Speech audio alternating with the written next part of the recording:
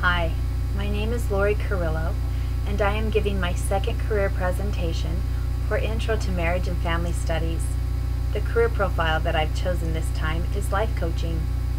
A life coach helps clients overcome obstacles and learn to take control of their lives by teaching clients how to set and meet realistic goals in areas such as employment, home and family, careers, marriage, love, health, and general self-development. In order for a life coach to be successful in this field, they really need to have the desire to help others. They need to be able to express understanding of their clients and the situation that they happen to be in. They need to be compassionate and patient. They also need to understand how the physical body relates to the emotional self. Life coaching can be done in a private practice where you build everything yourself, you get your own clientele, to working with counselors or doctors or other organizations. One example of an organization that I found that hires life coaches is the Child and Family Support Services.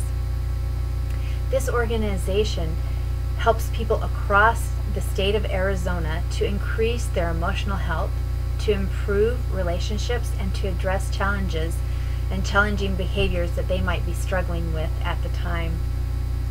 One of the job openings that I found online for this organization was a behavioral health life coach for young adults in the Arizona, Phoenix, Maricopa metro area.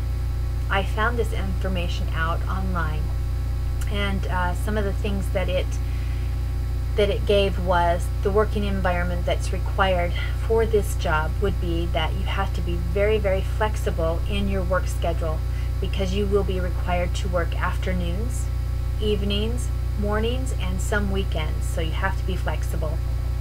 Also, you have to be willing to drive to different cities and willing to work within the client's home, and also different locations within the communities that are set up for meeting places.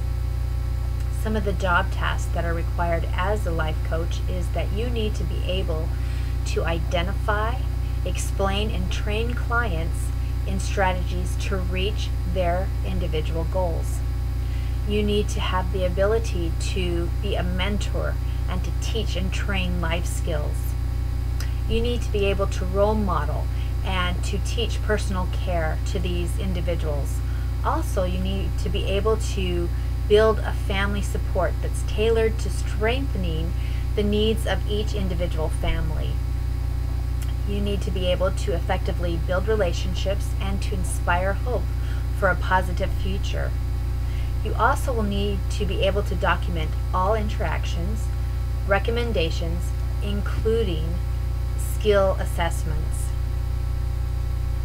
To work in the Child and Family Support Services as a behavioral health life coach, the requirements are that you do have a high school diploma with 6 months related behavioral health experience, and also a bachelor's degree in home and family. Typical stressor that a life coach might come in contact with is that they are dealing with clients that have had many setbacks, are having struggles, obstacles that are in their way to be able to reach their desired goals, and some of them just don't know how to reach this. And so you're going to be dealing with people that might have depression and might have some other physical or mental needs that are required you to understand some techniques that will help them to de-stress and also help you to de-stress in the process. The benefits that you can get for working for an organization, for this organization, is the fact that they provide medical, dental, life, disability, and vision care. They also provide a 401k plan. They give you paid time off, paid holidays, and they will also give you a stipend and mileage reimbursement, a stipend for your cell phone and mileage reimbursement for your car, because you are required to use your own personal cell phone and your own personal car as transportation. Some of the miscellaneous information for this career happens to be that all candidates are required to submit to a drug and substance abuse test, and it needs to come out, of course, negative. You also have to provide fingerprints and criminal history background clearance in order to be hired from this organization.